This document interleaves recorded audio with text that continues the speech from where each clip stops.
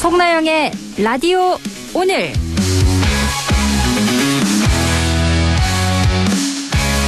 여러분 안녕하십니까? 송나영입니다.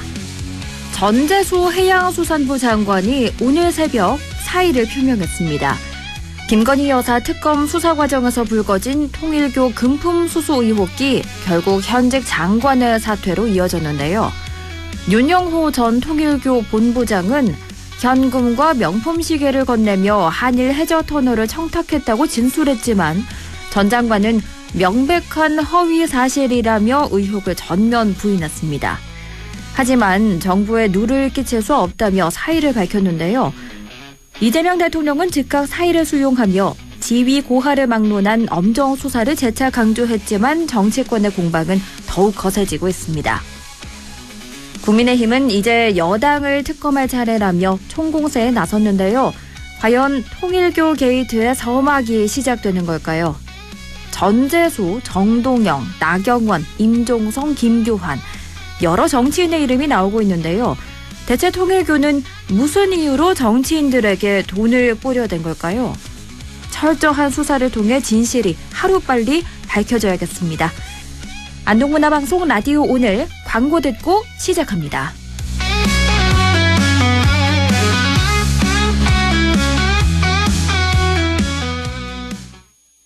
안전화가 이렇게 편해도 돼요? 나도 모르게 집에까지 신고 간다니까요. 우린 발이 건강해야 하니까 안전화 아무거나 못 신어요. 내가 안전해야 가족이 안심하지. 그래서 난 꼭 워킷만 신어. 워킷 안전화를 고집하는 확실한 이유가 있다. 생각의 차이가 만드는 가치 워킷. 워킷 안전화. 내게 기대 저축은행 당신 곁에 저축은행 기대하던 미래와 만나요. 당신의 기대, 당신의 미래. 저축은행에 기대세요. 내게 기대 당신의 저축은행. 저출생과 경제 위축으로 작아지는 지역들, 숨막힐 만큼 밀려드는 수도권. 대한민국은 지금 국토 공간의 대전환이 필요합니다.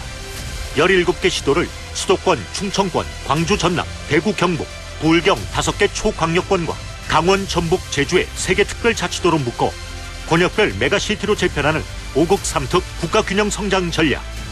지역에 산업이 자리 잡고 기업이 찾아오며 청년이 떠나지 않아도 되는 생활 공간이 만들어질 때 대한민국은 균형 성장으로 나아갈 수 있습니다. 5국 3특 국가균형 성장 전략. 지역의 성장이 곧 대한민국의 성장입니다. 잘 나가는 비즈니스 모빌 대박, 잘 달리는 엔진 오일 모빌 대박, 엔진 보호 안전 운전 모빌 대박, 대형 트럭 엔진 오일 모빌 대박, 파워 대박 성능 대박 모빌 대박.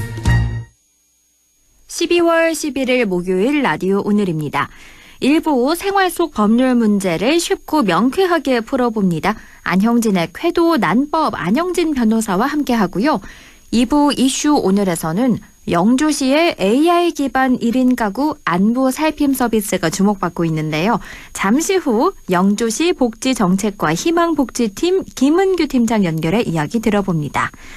이어서 진보의 눈으로 바라보는 지역과 전국의 정치 현안, 임미애의 그래도 정치 함께합니다. 라디오 오늘 유튜브로도 다시 들을 수 있거든요. 많은 애청 바랍니다.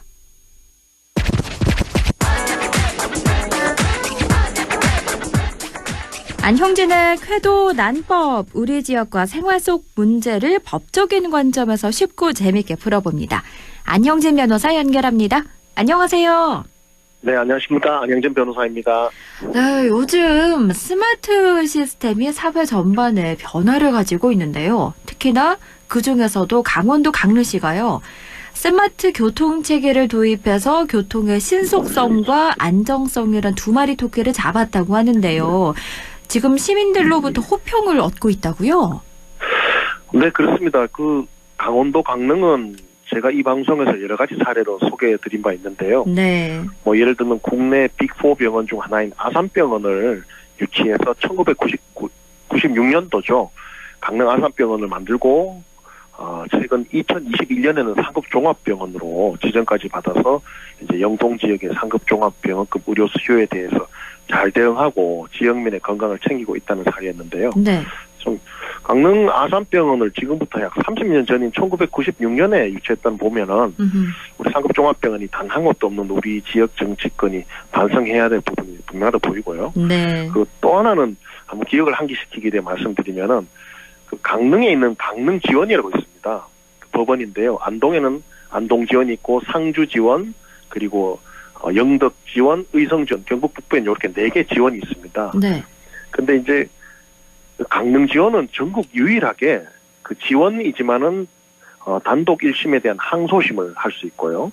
행정사건, 회생, 파산 사건을 다 다룰 수 있습니다. 이게 전국에서 유일합니다. 다 그 지방법원 본원에서 이를 다루는데요. 이제 강릉 지역을 포함한 영동 지역에서 춘천지방법원 본원까지 가려면 교통이 매우 불편하거든요. 네. 그래서 이제 그 강릉 지원에서 이런 항소심이나 행정재판, 회생, 파산을 할 수 있도록 이렇게 예외를 허용한 건데요. 경북 북부의 중심도시 안동에 있는 안동 지원에서도 강릉 지원의 예를 따라서 항소심, 행정재판, 회생, 파산 재판을 할 수 있도록 하자 이렇게 말씀드린 게 있는데. 그렇죠. 예, 그 뭐 안동지방법원을 만들면 좋지만 그거는 예산과 인력의 문제가 있어서 현실적인 이제 그 여러 가지 난관이 있어서 차선책으로 강릉처럼 만들어보자 이 말씀 드린 바 있고요. 네. 오늘은 이제 강릉에서 도입하고 있는 스마트 교통 시스템에 대해서 제가 들어보니 너무 신기하고 부러워서 이렇게 소개를 드립니다. 이 강원도 강릉시가요 지난 2023년 뭐 그 즈음부터 지능형 교통 체계 구축 사업을 시작하게 됩니다. 네. 그 중에도 몇 가지가 있는데 첫 번째로 이제 스마트 교차로 시스템이라는 게 있습니다. 스마트 교차로 시스템이요. 그렇죠. 그 해당 시스템은 교차로 통과 차량이나 대기 차량 등 교통량 정보를 실시간 수집해서 교통량이 많은 구간에는 또 시간대에는 녹색 신호 시간을 늘려서 이 한정된 신호 시간을 효율적으로 나눠서 차량 흐름을 원활하게 하는 시스템인데요. 네. 그 한국 ITS, 즉 ITS가 지능형 교통체계를 영어 약자로 표시한 건데 한국 ITS 하티하고 한국 지능형 교통체계 협회가 공동으로 수행한 사업평가에 따르면요. 스마트 교차로 시스템이 현재 43개 교차로에서 평균 통행 속도를 6.2%나 증가시키고 네. 지체 시간은 14.5%는 감소시키는 성과를 보였다고 합니다. 오. 이제 뭐 예를 들면 해안로 같으면 통행 속도가 최대한 4km 정도 증가하고 지체 시간은 7.1초 정도 단축됐다고 하는데요. 네. 뭐 시민 설문 조사를 해보면 또 스마트 교차로에 대한 시민 인지도가 65.5%로 나오고 만족도는 전년에 전년보다 20.9% 상승한 74.4%나 기록했다고 합니다. 시민들도 상당히 만족해하는 시스템이네요. 그렇죠. 이게 우리나라 사람 사실 급한데 막 빨리빨리 가게 해주니까 싫을 수가 없죠. 그렇죠. 예, 그리고 스마트 횡단보도도 있다고 하는데요. 참 신기합니다. 스마트 횡단보도. 그렇죠. 그 인공지능을 이용해서 보행자의 움직임과 속도를 실시간으로 분석해서 교통 약자가 감지되면 신호 시간을 자동으로 연장해주는 시스템입니다. 그 이로 인해서 무단 횡단이 90.6% 감소하고 또 횡단 시간 내에 도로를 완전히 건너지 못한 보행자 수가 65.4% 줄어드는 등 보행자 안전이 크게 향상되었다고 하고요. 네. 그래서 시민의 한 70.8%가 안전성 향상 효과에 동의했다고 합니다.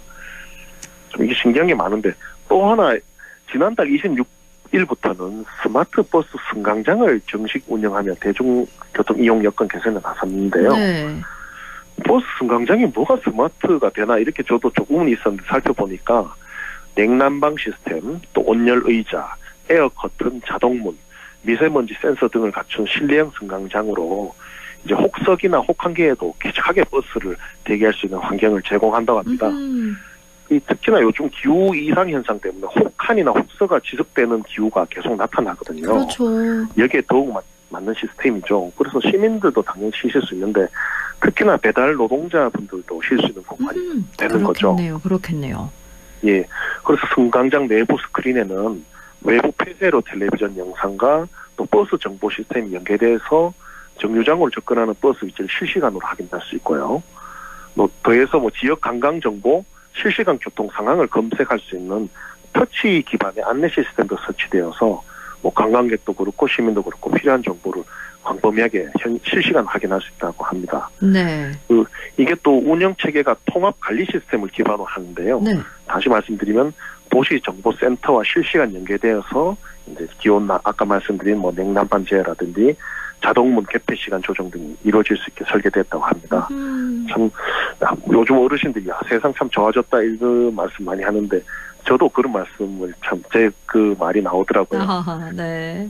그리고 이제 지금 이제 청취자분들께서 다 퇴근하고 하시느라 운전하고 계실 텐데요. 그렇죠. 운전하는 입장에서 굉장히 반가운 시스템도 있었습니다. 네. 즉 이 강릉시 전역에 신호등 정보를 온라인화 해가지고 민간 내비게이션 우리가 쓰는 내비게이션 있지 않습니까? 네. 거기에 실시간 제공하는 실시간 신호 정보 내비게이션 제공 서비스도 운영하고 있다고 합니다. 이게 뭐냐면은 우리가 뭐 카카 뭐 땡땡 뭐 그거라든지 네. 뭐 P 땡땡 그 내비게이션 있지 않습니까? 네. 그러한 내비게이션에 이 경로상의 신호등이 어떤 뭐 빨간불인 빨간불, 파란불 이런 불이 들어왔던 게 표시가 되고 또 그 신호등이 얼마나 남았다는 게 실시간으로 딱 표시가 된다는 점이죠. 네. 좀 참고로 말씀드리면 사실 사거리 교차로를 이제 진입할 때에 정속도로 가다가 사거리 진입 직전에 노란불이 들어오면 그래도 법적으로 진입을 하면 안 되거든요. 신호 위반이 되는데요. 그렇죠. 사실 지난번 방송에서 말씀드렸듯이 생활 속에서는 오히려 왕 밟아서 가시는 경우도 많고 네. 그렇습니다. 사실 빨리 끝나기 전에 가야 되니까요. 또 그 경우에 사고가 나면은 신호 위반 사고가 되어 보험 가입이 되고 있거나 피해자 합의를 형사처벌을 받게 되는데요. 즉 예를 들자면은 만일 시속 60km가 규정 속도인 뭐 도로 사거리에서 60km로 정속도로 주행을 하다가 네. 이제 사거리 진입 직전에 갑자기 황색불로 바뀌는 경우가 우리가 종종 접하게 됩니다. 있죠. 그때 갑자기 이제 60km 가다가 급 브레이크 밟으면 뒤차도 추돌할 우려도 있고 또 그 브레이크 밟으면 60km 가다가 사거리 중간에 서게 되거든요. 네. 그래 교통 방해되고 사고 위험도 있는데요. 그러면 어떻게 해야 될까요? 저번에 다뤄주셨잖아요. 처음부터 천천히 가라. 처음부터 정교속도를 지켜서 꼭 주황불이 될 걸 염려하고 운전해야 된다라고 말씀을 해주셨거든요. 그렇습니다. 이 경우에도 사거리 진입은 대법원은 신호 위반을 하는데요. 네. 그러니 결론적으로 사거리 진입 시에는 황색등이 언제 바뀔지 모르지 않습니까? 그렇죠. 그래서 그때는 진입을 하면 안 되니까 무조건 결국 사거리 진입 때 감속을 해서 언제 바뀔 수 모르는 황색등에 대비를 하라. 이게 행간에 숨어있다 보시면 되겠습니다. 네. 그런데 아까 말씀드린 것처럼 내비게이션에 녹색등이 언제 남았는지 표시가 되면은 이제 그렇게 뭐 불필요한 감속을 할 필요가 없는 거죠. 그렇겠네요. 예, 그냥 죄송합니다. 진입할 때에 얼마 안 남았으면 감속을 하면 되고 정지를 하면 되고 넉넉히 남았으면 그냥 줄이지 않고 가면 되는 거거든요. 네, 그렇죠. 특히나 이제 그 덤프트럭이나 대형 차량의 경우에는 그냥 일반 자가용과 달리 쉽게 감속을 하거나 정지를 하기 어려운 측면이 많습니다. 그래서 이게 대형 사고로 또 이어지는데 미리 이제 신호가 언제 꺼질지 무슨 불인지 알게 되니까 미리미리 대비를 할 수 있어서 특히나 대형 차량의 경우에 안전적으로 좋다는 거죠. 네. 그렇습니다. 이게 결국 이제 그 스마트 교통 시스템 도입으로 교통의 신속과 안전 두 가지 토끼를 잡은 건데요. 그 제가 안동에서 이렇게 재판을 하다 보면은 네. 이게 참 현실과 떨어진 법규 적용이지 않는가. 아까처럼 갑자기 이렇게 바뀌는데 왜 국부력이 반리게 어연이게 이런 질문을 많이 받거든요. 네. 이런 것처럼 교통 법규나 시스템 체계가 조금 이상하다, 좀 맞지 않나 이런 것 때문에 발생하는 이제 법률 문제를 많이 봐서 안타까운 경우가 있는데요. 이번 스마트 시스템을 보면서 교통의 신속 그리고 안전에도 당연히 도움이 되는데 선량한 시민들이 이런 시스템 구축 통해서 형사처벌을 받을 위험성도 낮추는 데 도움이 되겠다는 점을 느낄 수 있었습니다. 네. 그래서 이 강릉에서 지금 이 스마트 교통 시스템 도입을 통해서 참 여러 가지 긍정적인 효과를 낳고 있는데요. 안동을 비롯한 우리 경북 북부 도시들도 이 도입을 적극 검토해 볼 때가 되었다고 그런 생각을 해보았습니다. 네, 강원도 강릉처럼 스마트 교통 시스템을 도입해서 교통의 신속과 안전 두 가지 토끼를 다 잡아보는 건 어떨까라고 말씀까지 해주셨습니다. 지금까지 안형진 변호사와 함께했습니다. 오늘 말씀 잘 들었습니다. 고맙습니다. 감사합니다. 라디오 오늘 2부에서 뵙겠습니다.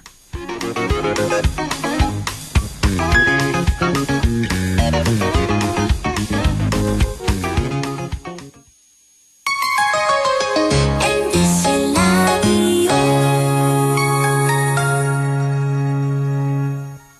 지역과 함께 성장해갈 인재를 키웁니다. 지역교육 혁신을 주도하는 안동과학대학교.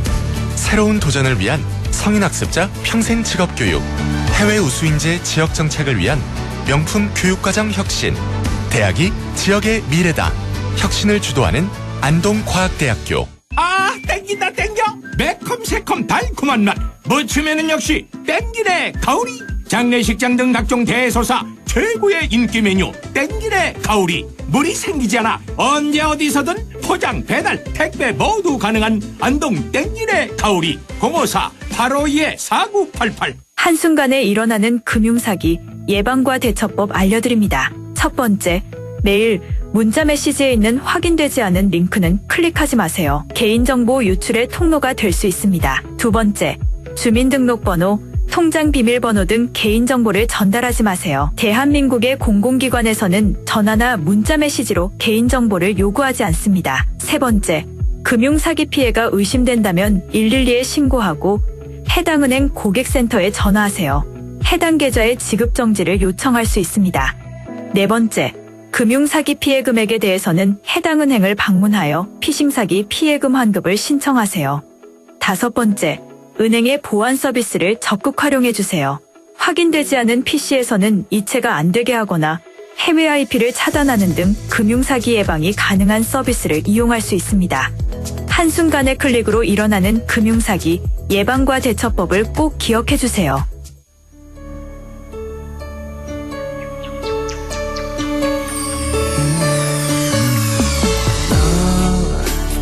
마음을 열어줘.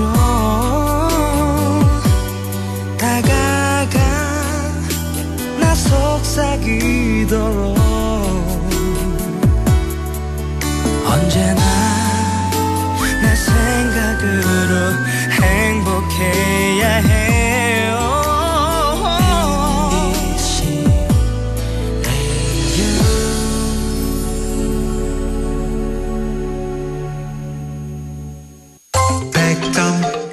MBC 라디오.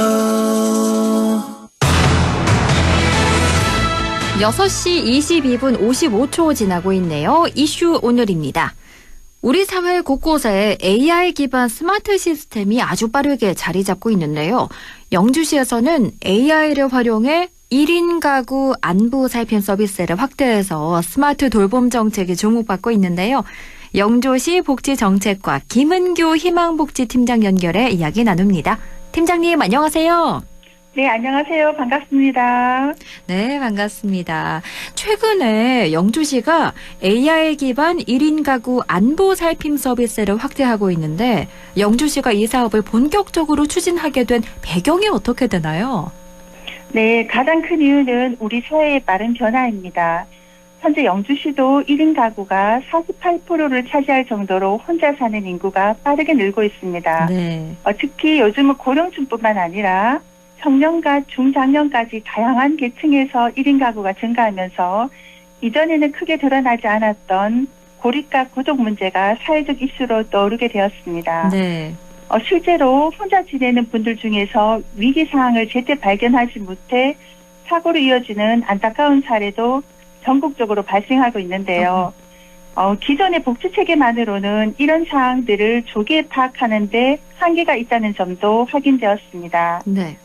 최근에 IoT 센서나 AI 같은 기술이 발전하면서 비대면 방식으로도 일상 속의 작은 신호들을 감지하고 상황을 체크할 수 있는 환경이 마련되었고요.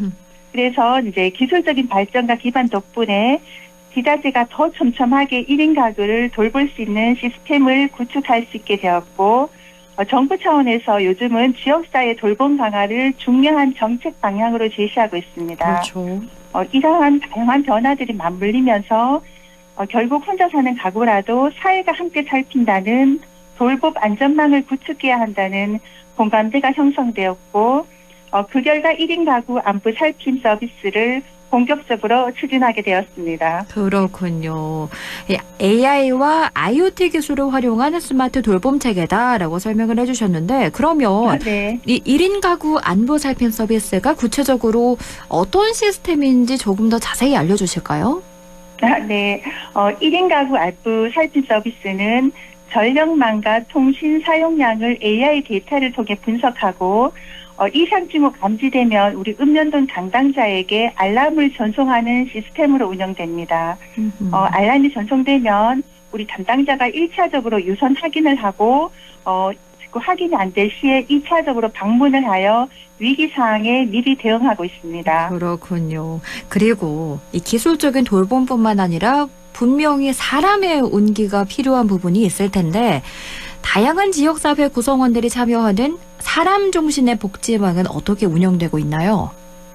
영주시는 우체국과 협약하여 복지 등기 서비스를 운영하고 있습니다.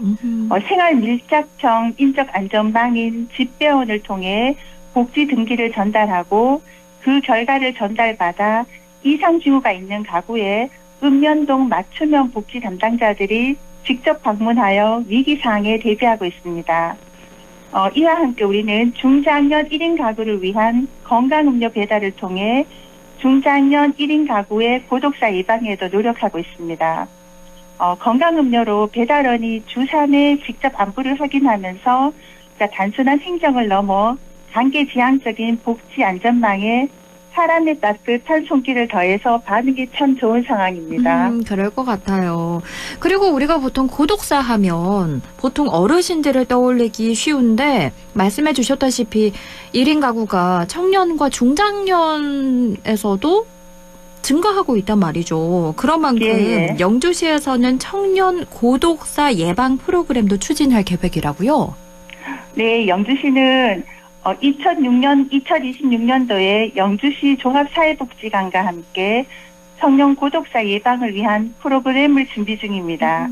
그래서 자조 모임이나 다양한 체험 프로그램을 통해 참여를 유도해 사회적으로 고립된 청년들이 집안에서 사회로 나올 수 있도록 하는 사업인데요.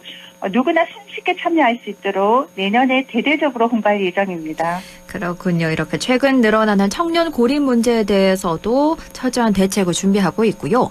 그런가 하면 복지 터치포인트 구축과 스마트 플러그 확대 이 사업이 딱 눈에 띄던데요. 이건 구체적으로 어떤 사업이고 어떻게 확대할 계획인가요?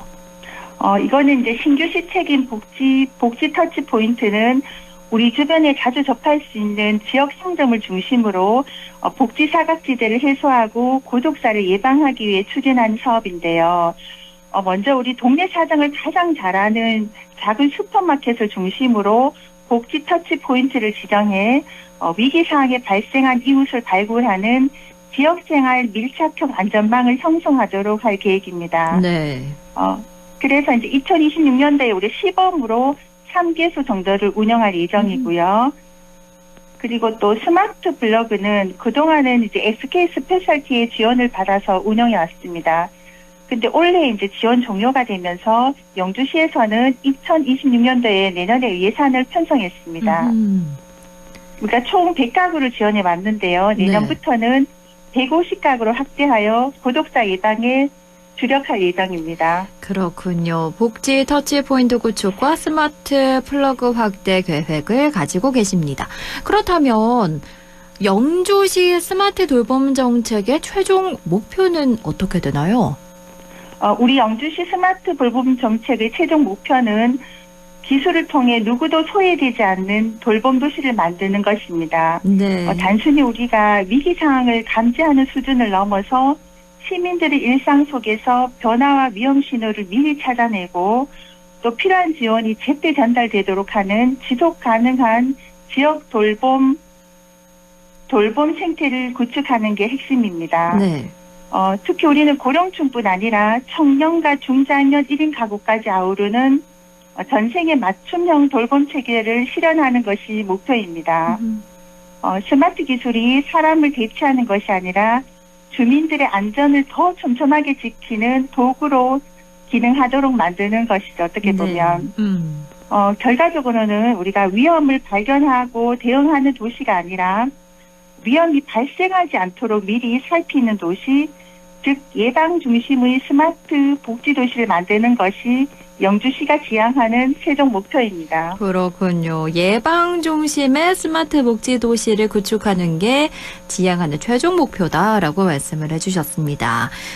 그리고 이맘때 매해 시작되는 거죠. 희망 나눔 캠페인이 이번 해에도 어김없이 진행 중인 걸로 알고 있는데요. 이 캠페인과 관련해서 영주시의 중점 추진 사항이 있을까요? 네, 우리 영주시는 나눔 참여 확대를 최우선으로 하고 있습니다. 네. 특히 기업이나 단체, 마을 공동체가 자발적으로 참여하는 따뜻한 나눔 실천 운동을 강화하고 있고요. 이와 더불어 복지 사각지대 발굴도 함께 추진하고 있습니다. 우리 시민 한 분 한 분이 정성이 모여 더 따뜻한 영주를 만드는데 큰 힘이 됩니다. 많은 관심과 참여를 부탁드립니다. 네, 많은 분들 희망 나눔 캠페인에 꼭 동참해 주시기 바랍니다. 마지막으로 시민들에게 전하고 싶은 메시지 있다면 한 말씀 들어볼까요? 네, 추운 겨울 여러분의 따뜻한 관심이 더욱 필요한 계절입니다. 영주시는 소외되는 시민이 없도록 복지 안전망 구축에 노력하고 최선을 다하고 있습니다. 시민 여러분께서도 우리 지역 복지 안전망에 관심을 가져주신다면 영주가 더 따뜻하고 안전한 도시가 될 것이라고 생각합니다. 여러분의 관심과 참여가 가장 큰 힘이 됩니다. 주변의 이웃을 한 번 더 돌아보는 마음을 가져주시길 부탁드립니다. 영주시는 새해에도 어려운 이웃들을 더 잘 살피는 복지 정책으로 살기 좋은 도시를 만드는 데 더욱 힘써 나가겠습니다. 감사합니다. 네. 이렇게 영주시의 AI 활용 1인 가구 안부 살핌 서비스를 쭉 들어봤습니다. 오늘 말씀 잘 들었습니다. 고맙습니다. 네, 감사합니다. 지금까지 영주시 복지정책과 김은교 희망복지팀장과 이야기 나눴습니다. 라디오 오늘에서는 청취자 여러분의 참여를 기다리고 있습니다. 우리 지역에서 발생한 사건 사고 소식이나 함께 토론하고 싶은 내용을 안동 MBC 홈페이지 라디오 오늘 게시판에 올려주시기 바랍니다. 전화와 문자 참여도 하실 수 있습니다. 전화는 851국에 7191번, 문자는 샵 0913번으로 보내주시면 됩니다. 문자는 단문 50원, 장문 100원의 정보 이용료가 있습니다. 여러분의 많은 참여 바랍니다.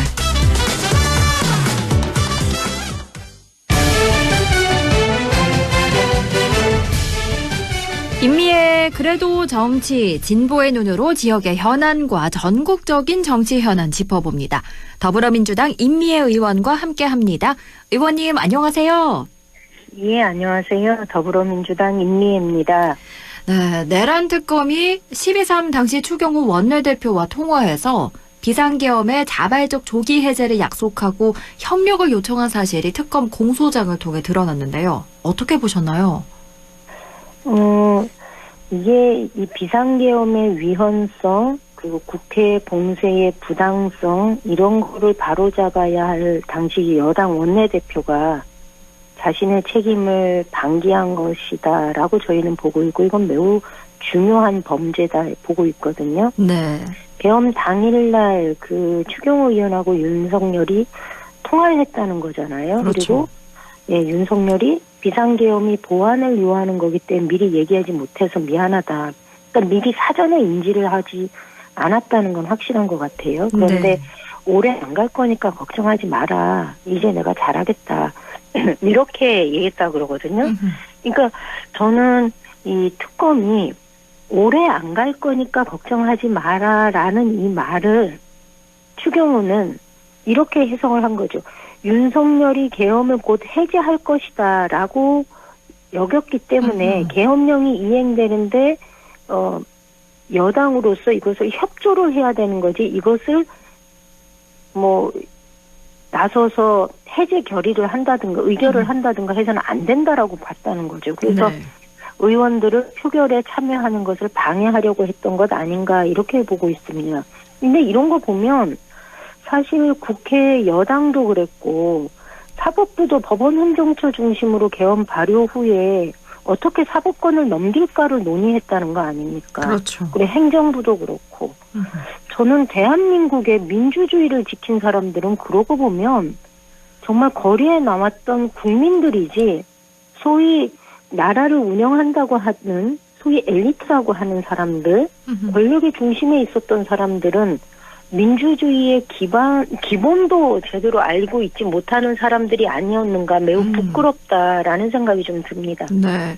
이 추전 원내대표가 전화해서 국회 본회의장에 있는 국민의힘 인사들을 밖으로 나오라고 하고 한동훈 전 대표에게도 나오라고 했다는 건데 이렇게 된다면 정말 내란에 적극 동조한 게 되는 거 아닌가요? 그렇죠. 이제 윤석열이 개업을 선포했고 우리는 그것을 도와줘야 되는데 그런 다음에 좀 뭐 이렇게 윤석열 스스로가 계엄을 해제할 거라고 생각을 했는데 한동훈이 본회의장에 들어가 있으니까 당연히 나오라고 하는 거죠. 네. 이게 지난 내란 특검이 11월 30일 날 국민의힘 의원들을 참고인 조사를 했거든요. 네. 그래서 그 조사에서 계엄 해제 요구 결의안 표결하는 그 시점부터 이 국회 본청 원내대표실과 당사에 있던 이 복수의 국민의힘 의원으로부터 당시 상황을 전체적으로 조사를 했는데 대부분의 의원들이 추 원내대표가 당시 상황을 제대로 알리지 않아서 표결에 참석하지 못했다 이렇게 얘기를 하거든요.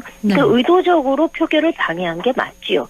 그리고 이거는 표결을 단순히 방해한 수준이 아니라 그 행위 자체가 내란을 지원하기 위한 행동이었기 때문에 저는 이건 아주 명백하고 중대한 범죄 행위다 이렇게 봅니다. 내란을 지원하는 행위를 했지만 그럼에도 추 전 원내대표에 대한 영장은 법원에서 기각됐고 결국 불구속 기소가 됐거든요. 이런 일련의 일들 때문인지 더불어민주당에서도 계속해서 내란 전담 재판부가 필요하다 이렇게 주장하고 있는데요. 사실 위헌 논란이 제기되고 있는 건 사실인데 내란 전담 재판부는 앞으로 어떻게 되는 걸까요? 내란 전담 재판부에 대한 우려들이 각계각층에서 굉장히 많이 제기가 됩니다. 그런데 법원이 내란 재판을 엄정하고 신속하게 진행할 의지가 있는지 의심하는 국민들이 일단 굉장히 많다는 것. 그리고 내란이 발생한 지 1년이 넘도록 아직 단 한 명의 내란범도 유죄 선고를 받지 않았다는 것. 그렇죠. 이게 국민들 입장에서 보면 법치가 정상적으로 작동하고 있는가라는 것에 대한 의구심을 갖고 있다는 것.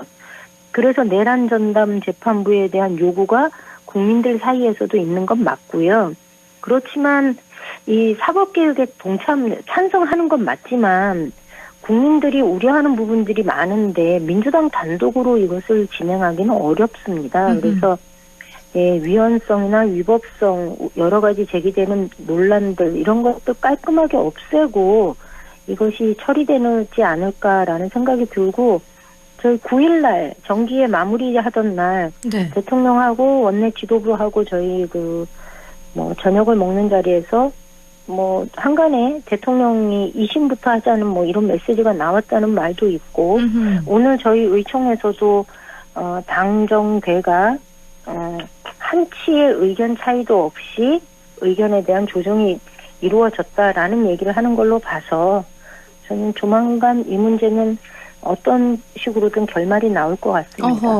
조만간 어떤 식으로든 내란 전담 재판부 관련된 건 결론이 날 것이다. 네네. 그렇군요. 그런가 하면 최근에 이재명 대통령과 민주당 지도부가 만찬을 가졌는데 개혁 입법은 국민 눈높이에 맞게 처리해달라 이런 이 대통령의 주문이 있었는데 이건 어떤 의미일까요?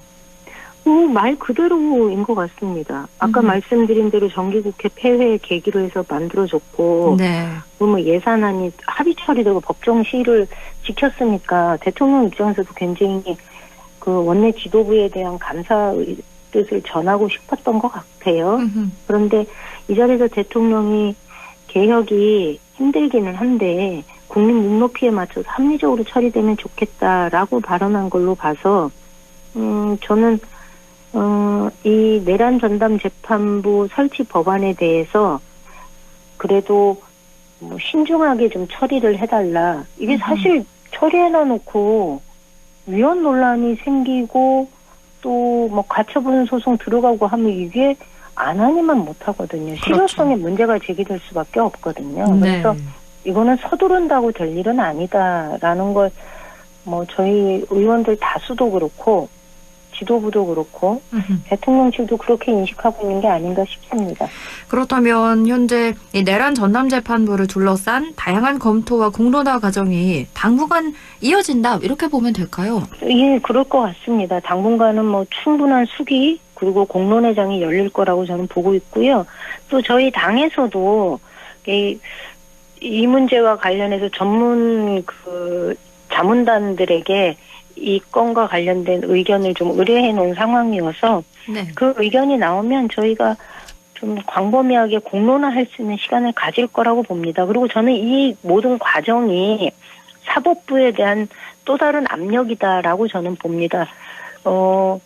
사법부가 제대로 기능하지 못함으로 해서 갖는 불안감들을 이런 식으로 국민들이 공론화하는 거기 때문에 저는 이건 역시 사법부에 대한 일종의 압박 그런 기제로 작용할 거다라고 보고 있습니다. 그렇군요.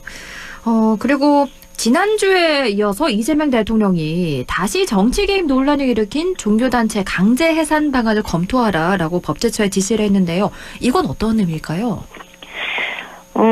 국무회의 때 이런 얘기 하셨다 그래요. 그 정교 분리는 정말 중요한 원칙인데 이를 어기고 종교재단이 조직적, 체계적으로 정치에 개입한 사례가 있다. 그리고 일본에서는 종교재단 해산 명령을 했다는 것 같은데 이에 대해 검토해달라 이런 얘기를 했고 당시에 조원철 법제처장은 민법 38조를 적용할 수 있다 이렇게 답변을 했는데요. 이번에 저희가 이제 국민들이 김건희 특검을 통해서 그 통일교와 윤석열 정부 간의 정치와 종교가 아주 밀접하게 유착되어 있다는 사례가 여러 차례 드러났거든요.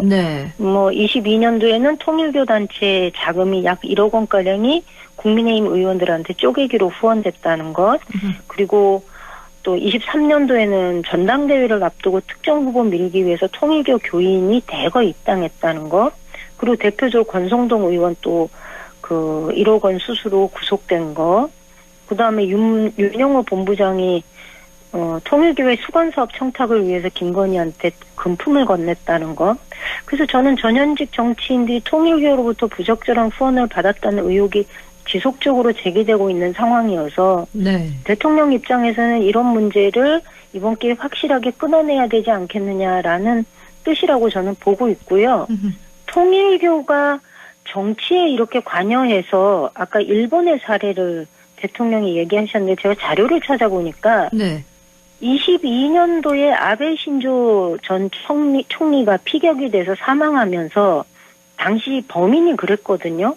가족이 통일교로 파산을 했고 아베가 통일교와 밀접한 연관이 있어서 그게 범행 동기였다는 거예요. 그래서 통일교하고 일본 정치권이 긴밀하게 유착되었다는 의혹이 있었고 23년도에 문부성이 통일교의 정교법인 자격 박탈을 요구하는 해산 소송을 제기했고 25년 3월이죠.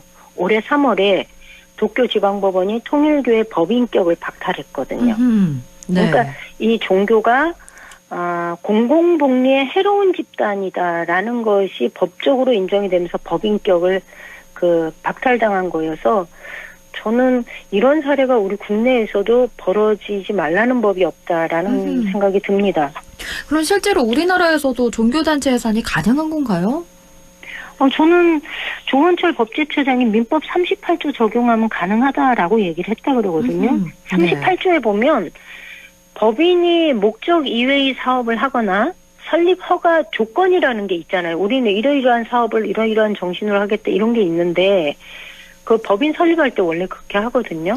그런데 설립 허가 조건을 위반하거나 기타 공익을 해야 하는 행위를 한 때는 주무관청은 그 허가 취소할 수 있다라는 게 38조에 명백하게 되어 있습니다. 이러면은 우리나라는 종교법인을 별도로 규제하는 조항이 없고 일반적으로 법인에 적용되는 법조항인 민법 38조가 유일한 해상 근거기 때문에 이렇게 되면 종무를 담당하는 주무관청이 문체부가 되고, 네. 그러면 해당 종교법인이 정치적 행위를 함으로써 설립 허가 조건을 위배했다고 판단한다면 문체부가 법인 허가 취소 처분을 내릴 수 있고, 만약 이거에 이제 가처분 신청을 하거나 하면 이제 법적 소송으로 가겠지만, 뭐 문체부가 이 과정에서 주무부처가 될 것으로 보입니다. 그런데 이 통일교 청탁 의혹이 정치권에 퍼지고 있는데요. 한동훈 네. 전 국민의힘 대표는 통일교 돈 받은 민주당 인사가 15명이라는데 네. 종교회사 누누는 민주당에 돈 준 것을 발설하지 못하게 하려는 입틀막의 경고였던 걸로 의심하기에 충분하다. 이런 말을 했더라고요. 저는 근데 그거는 말이 앞뒤가 안 맞아요. 뭘 이렇게 법인 해상과 입틀막을 연결하는 건 전 연결고리가 없다. 너무 과하다라는 생각이 들고요. 만약 이렇게 하면 이미 통일교는 국민의힘 공천에 개입을 했고 집단 입당했고 그래서 정치 개입 혐의로 지금 수사가 진행되고 있는 거지 않습니까? 네. 그러면 오히려 이 얘기는 국민의힘의 정치 개입 수사를 입막으려는 의도냐고 물어보는 게 더 똑같은 질문 아닌가요? 근데 그것에 동의하지 않는다면 저는 이 특정한 종교가 여러 차례 통일교뿐만이 아니지 않습니까? 정치에 아주 깊숙이 개입하고 노골적으로 위헌적인 행동과 발언을 하고 하는 거를 지난 몇 년 동안 우리 국민들은 그걸 여러 차례 경험을 했거든요. 그래서 지금까지 드러난 의혹만으로도 통일교는 충분히 법적 처벌 받아야 한다고 보고 있고요. 그래서 이거를 정치적으로 해석하고 입틀막이다 이렇게 볼 것이 아니다. 오히려 공익을 해치는 그런 종교라면, 그런 법인이라면 그 법인은 목적에 맞지 않기 때문에 해산하는 것이 맞다 이렇게 봅니다. 그런데 통일교 2인자로 불리는 윤형호 씨가 전재수 해수부 장관이 통일교로부터 현금과 명품 시계를 받았다라고 진술을 했단 말이죠. 그런데 네. 전재수 장관은 전부 허위다, 사실이 단 하나도 아니다 이렇게 정면 반박을 했는데 그럼에도 사퇴를 했단 말이죠. 네. 사퇴를 하면서 혹시 사퇴하면 뭔가 걸리는 부분이 있어서 사퇴한 거 아니냐라는 이제 추측성 기사가 나올 것에 대한 우려도 전재수 장관은 한 것 같아요. 네. 그럼에도 불구하고 정권에 부담을 주고 싶지 않다라는 입장이고, 전 이거는 만약에 이런 일이 있는지 없는지는 수사를 해봐야 되잖아요. 2018년도 9월 달에 이 현금 4천만 원하고 시계 2개를 줬다라고 윤영호가 얘기를 했는데 미국에 출장 나갔다가 오늘 돌아온 전재수 장관은 그날 500명의 통일교 신자들 앞에서 연설을 했다고 하는 그날 오히려 부산교구 그러니까 한 성당에 60주년 미사에 참석을 했다라고 하면서 당시 사진을 공개를 했거든요. 네. 그러니까 그날 일정이 내가 거기 안 갔다라는 거예요. 그리고 이분은 오히려 자신의 무혐의에 대해서 확신을 하고 있고 이게 그 정치권을 향해서 로비를 펼쳤던 통일교 관계자들이 자신의 실적을 부풀리기 위한 허위보고 과정에서 이런 일들이 벌어진 게 아니냐라는 얘기를 하고 있거든요. 그래서 저는 이 사건이야말로 차라리 빠르게 수사를 해야 된다 이렇게 봅니다. 그런데 민주당 내부에서는 이 진술이 네. 좀 구체적이라서 지라시를 치부하기는 좀 어렵다 이런 입장도 나오더라고요. 한 개인의 의원을 따르면. 그러면 네. 앞으로 이 민주당의 또 다른 이름이 나올지 모르는 상황인데 이렇게 된다면 당에서도 입장을 내야 하는 거 아닌가요?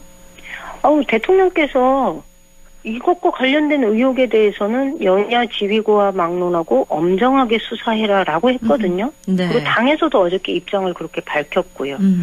그러니까 종교가 금품을 통해서 정치에 개입하는 거는 절대로 저는 있어서는 안 되는 일이다. 네. 이런 생각합니다. 이거는 헌법 질서를 어지럽히는 아주 중대한 사안이기 때문에 저는 수사가 빠르게 진행될 필요가 있고 이게 정치자금법 위반이면 공소시효가 얼마 안 남았다 그래요.